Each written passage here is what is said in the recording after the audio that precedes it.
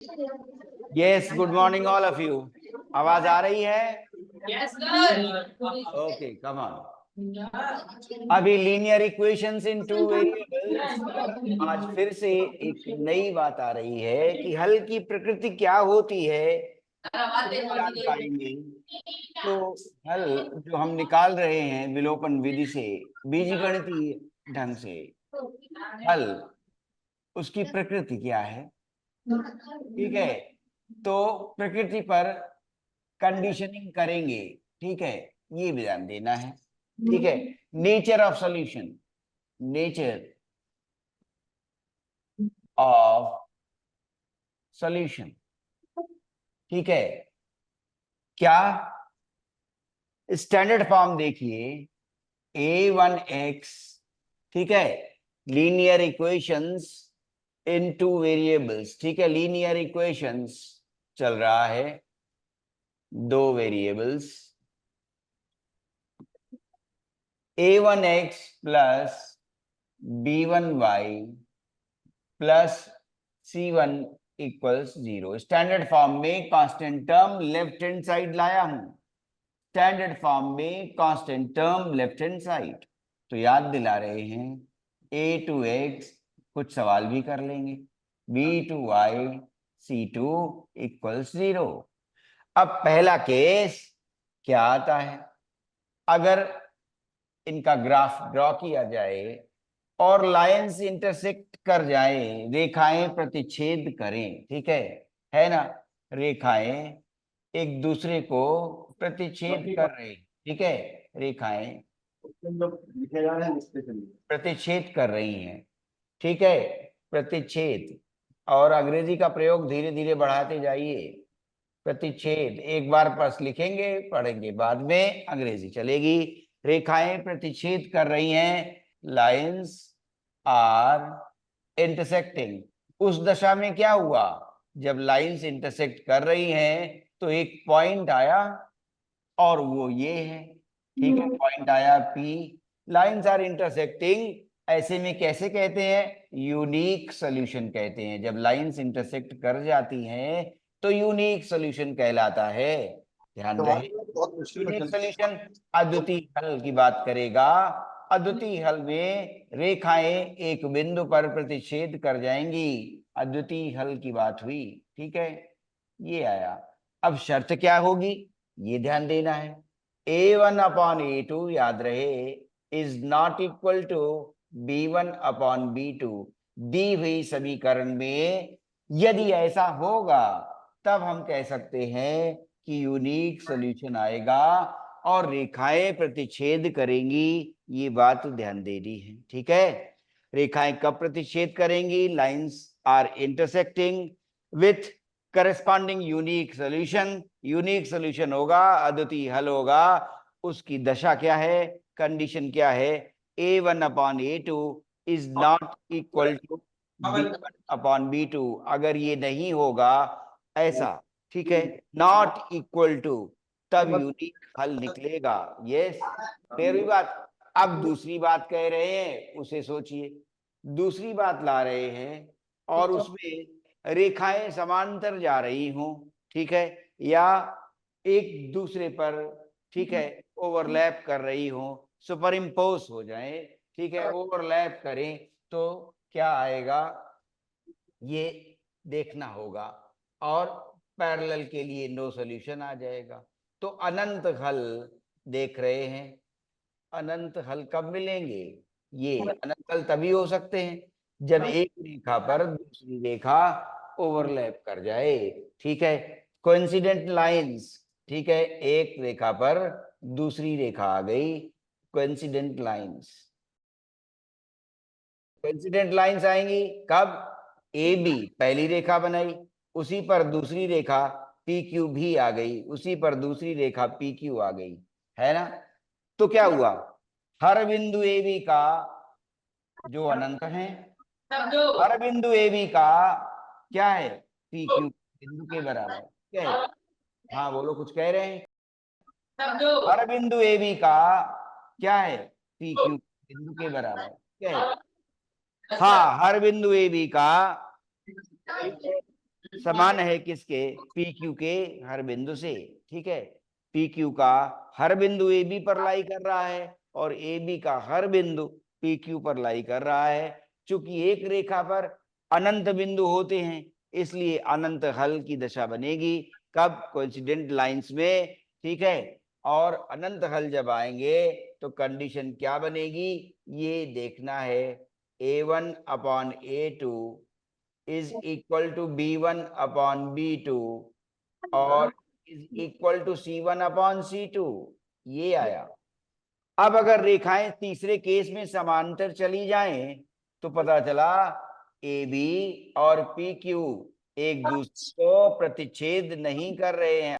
A B P Q अगर रेखाएं समांतर हैं, पैरेलल हैं, लाइंस आर पैरेलल, लाइंस अगर पैरेलल हैं तो पता चला एक भी बिंदु ए बी का पी क्यू के बिंदु के समान नहीं है, उसी पर नहीं आएगा। एक भी बिंदु ए पी का पी क्यू के बिंदु से उभयनिष्ठ नहीं है। ठीक है, there is no point common to both the lines, lines are parallel. तो लाइंस आर पैरेलल तो उस समय क्या आएगा, नो सॉल्यूशन। ठीक है, कोई हल प्राप्त नहीं होगा। ठीक है, कोई हल नहीं मिला। ठीक है, कोई हल नहीं है। ठीक है, नो सॉल्यूशन, नो सॉल्यूशन की बात आएगी और उसकी कंडीशन देखिए, अभी फिर से लिखिएगा और फिर सवाल करिएगा। इसकी कंडीशन क्या है, लाइंस आर पैरेलल। तो फिर से देखिए, कोइंसिडेंट लाइंस में हम लोगों ने कंडीशन ये देखी थी। अब लाइंस आर पैरेलल तो कहेंगे A1 upon A2 is equal to B1 upon B2, B1 upon B2 is not equal to C1 upon C2। ये बात ध्यान देनी है।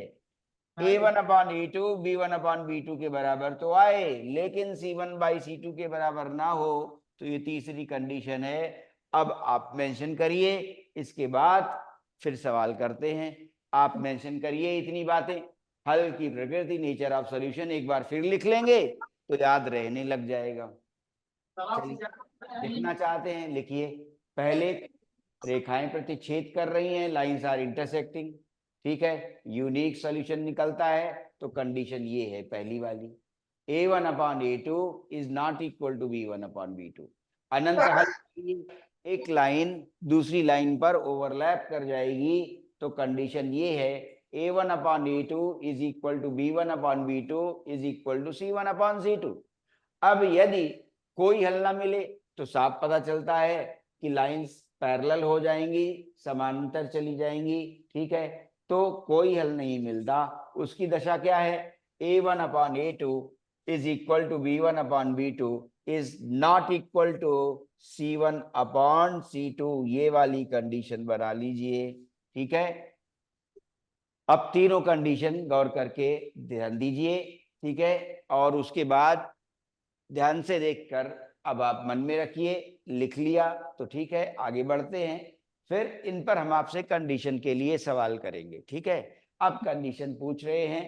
ठीक है, तो देखिए सवाल ला रहे हैं। हल की प्रकृति हमने जान ली, तीन प्रकार से होगी। लाइंस प्रतिच्छेद करेंगी, इंटरसेक्टिंग है, लाइंस ओवरलैपिंग है, लाइंस पैरेलल है। फिर से सुनिए, lines intersecting, lines overlapping, lines are parallel. अगर ये स्थितियां हैं तो उनकी कंडीशन हम लोग लिख चुके, A1 upon A2 is not equal to B1 upon B2 if the lines are intersecting and we have unique solution. Coincident lines, ठीक है, अनंत हल मिलते हैं। Infinitely many solutions, infinitely many, ये सब देखते जाइए। और यहाँ कोई हल नहीं है तो नो सॉल्यूशन की बात आ गई। देखिए, नो सॉल्यूशन, कोई हल नहीं। ठीक है, रिपीट हो गई चीजें एक या दो बार। अब ध्यान रखिए, लिख भी लिया तो आगे बढ़ते हैं, सवाल लेकर आगे बढ़ते हैं। चलिए, लिख लिया है, ध्यान से देख लीजिए। लिख लिया, आगे बढ़े, सवाल दें। चलिए, सवाल दे रहे हैं और लिखिए, ए से बी के मानों के लिए निम्न रैखिक समीकरणों के युग्म के अपरिमित रूप से अनेक हल होंगे। इनफाइनाइटली मैनी, अपरिमित रूप से अनेक हल होंगे। ए और बी का मान ज्ञात करना है। एक है p के किन मानों के लिए निम्नलिखित समीकरणों के युग्म एक अद्वितीय हल लेंगे, यूनिक सॉल्यूशन। तो पहले एक यूनिक सॉल्यूशन पर करेंगे पहला सवाल, ठीक है। Unique, find the value of p, ठीक है। फाइंड p इफ, पहला आया 4x plus p y, 4x plus p y plus 8 equals 0। दूसरी इक्वेशन है 2x plus 2y, 2x plus 2y plus 2 equal to 0। तो पहले तीन देख लीजिए, फिर हम आपको चौथा सवाल करने को देंगे, ठीक है। p का मान ज्ञात कीजिए इफ दीज टू इक्वेशंस, ठीक है, have unique solution. Unique solution चाहिए अद्वितीय हल के लिए, p का मान बताइए, अद्वितीय हल, ठीक है। यूनिक सॉल्यूशन देखिए, पहले तीनों पर दिखा रहे हैं। अद्वितीय हल कैसे मिलेगा, देखिए। अद्वितीय हल के लिए हमने अभी दिखाया था क्या, a1/a2 is not equal to b1/b2 होना चाहिए। अद्वितीय हल फॉर यूनिक सॉल्यूशन, ठीक है, a1/a2 is not equal to b1/b2। और इन्हें पहचान भी लीजिए, x का गुणांक a1 और x का गुणांक दूसरी इक्वेशन में a2, b1 y का गुणांक पहली इक्वेशन में, b2 y का गुणांक दूसरी इक्वेशन में, ठीक है। तो आगे देखिए, क्या अद्वितीय हल के लिए कंडीशन क्या है, साफ लिख दीजिए, वी नो दैट, ठीक है। फॉर यूनिक सॉल्यूशन, ठीक है, यूनिक सॉल्यूशन के लिए क्या होना चाहिए, फॉर यूनिक सॉल्यूशन, ठीक है। पहले कंडीशन लिख दीजिए ताकि मार्क्स ना कटे। a1/a2 is not equal to b1/b2, ये वाली बात, ठीक है। चलते हैं, a1 कितना है 4, a2 कितना है 2, is not equal to b1 कितना है p और b2 कितना है 2, केवल इतना ही चाहिए, ठीक है। 2 और 2 कैंसिल हो जाता है, ठीक है। तो p का क्या बनता है, 2 कैंसिल हो रहा है, या कोई ऐसे करके ही देखे कि 4 2 आर 8 बाई 2, तो 4 ही बचेगा। तो 4 is not equal to p। अगर अद्वितीय हल चाहिए तो p 4 के बराबर नहीं होना चाहिए। अगर p 4 रख देंगे तो गड़बड़ हो जाएगा, अद्वितीय हल नहीं मिलेगा।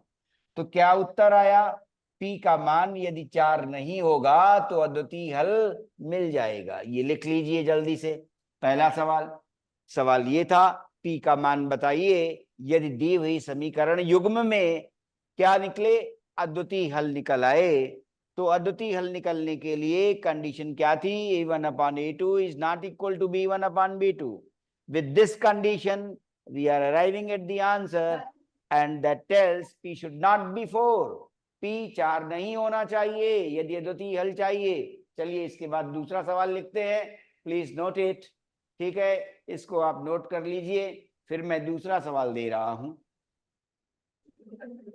लिख लिया, दूसरा सवाल दे रहे हैं, ठीक है। ये आंसर आ गया कि p 4 के बराबर नहीं हो। यदि p का मान 4 हो जाएगा तो फिर अद्वितीय हल नहीं मिलेगा, ये बात ध्यान रखिएगा।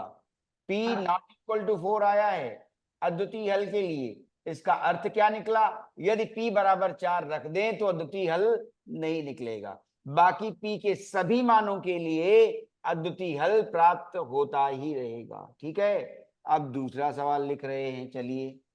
अब दूसरा सवाल कह रहा है कि अब की अपरिमित रूप से अनंत हल मिलेंगे, तो क्या आ रहा है, p के किस मान के लिए निम्न रैखिक समीकरणों के युग्म के अपरिमित रूप से अनेक हल होंगे, इनफाइनाइटली मैनी।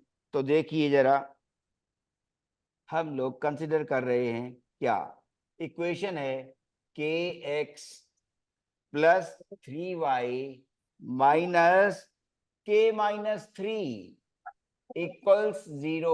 तो a1 k हुआ, b1 3 हुआ और c1 क्या हुआ ऋणात्मक k माइनस 3 का ब्रैकेट, ठीक है, C1 ऋणात्मक k माइनस 3 पर ब्रैकेट। दूसरी इक्वेशन है 12x प्लस के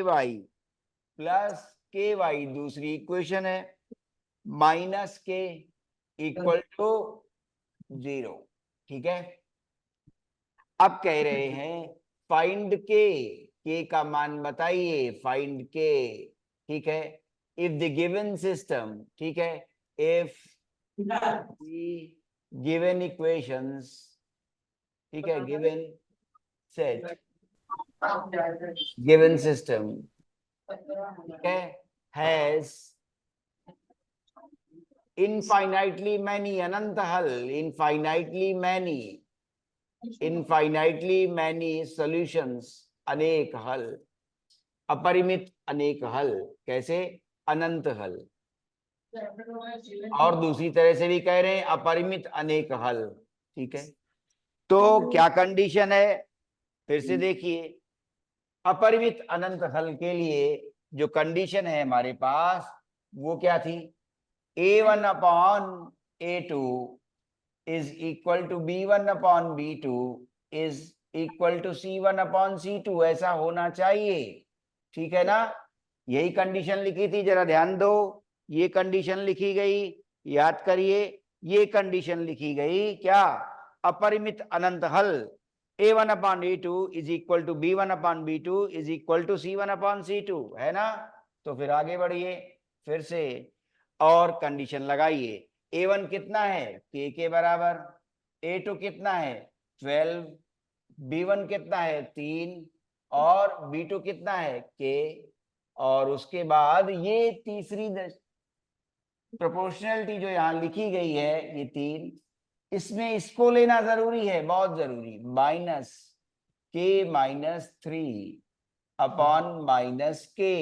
चलिए इससे क्या निकलेगा, इस वाले से k स्क्वेयर आया, k स्क्वेयर 12 गुणा 3 कितना आ गया, 36 आ गया, ठीक है। तो k का मान हम यहां से प्लस माइनस 6 पहले तो लिखेंगे, लेकिन हमें देखना होगा कि इसमें भी वो सही बैठेगा कि नहीं बैठेगा, ये देखना है। k का मान फिर से देखना है कि इसमें बैठेगा कि नहीं बैठेगा। देखिए k का मान अगर 6 रख रहे हैं तो कितना आ रहा है, देखो अब इन दोनों को, क्या k का मान 6 ले रहे हैं, k इज इक्वल टू 6, तो अब देखें जरा, ये माइनस और माइनस प्लस हो चुके होंगे, 3/6 इज इक्वल टू k का मान 6 माइनस, ये क्यों कर रहे हैं, प्लस और माइनस 6 आया है, दोनों में से कौन सा सही है, एक ही सही है या दोनों, ये भी देखना है। 6 minus 3 upon k that is 6 कितना हो गया, 3/6, 1/2, और फिर से क्या आ गया 3/6, और वो 1/2 है, तो 6 तो सही जा रहा है, एक बचा -6, उसे भी देख लें। अगर हमने लिखा 3, k का मान -6 इज इक्वल टू, फिर लिख रहे हैं k का मान कितना, -6 और -3 अपॉन -6, तो ये कितना आ गया, -1/2 बाईं तरफ, और -9/6 आ गया है, -9/6, ठीक है, क्लियर हुआ। ये दोनों प्लस हो गए क्योंकि नीचे भी माइनस है ऊपर भी माइनस है, तो 9/6 क्या ले रहा है, 3/2 ले रहा है, तो माइनस हाफ 3/2 के बराबर नहीं आया, अतः उत्तर क्या बना, therefore the answer is k equal to 6। इतना ध्यान देना पड़ेगा क्या, कि ये जो तीसरी चीज लिखी गई है, हम यहां से जो वैल्यू निकालेंगे, ठीक है, उसको हम देखेंगे कि इसको संतुष्ट कर रही है कि नहीं, ठीक है, सभी लोग ध्यान दें, इसको संतुष्ट कर रही है कि नहीं, ये बात ध्यान देनी पड़ेगी। तो पता चला कि -6 इसे सेटिस्फाई नहीं कर रहा है, इसलिए उत्तर के लिए केवल 6 बचा है, ठीक है, बात समझ गए अच्छी तरह से। चलिए अब फिर शुभकामनाएं, चलते हैं, अगली कक्षा पढ़िए, फिर मिलते हैं।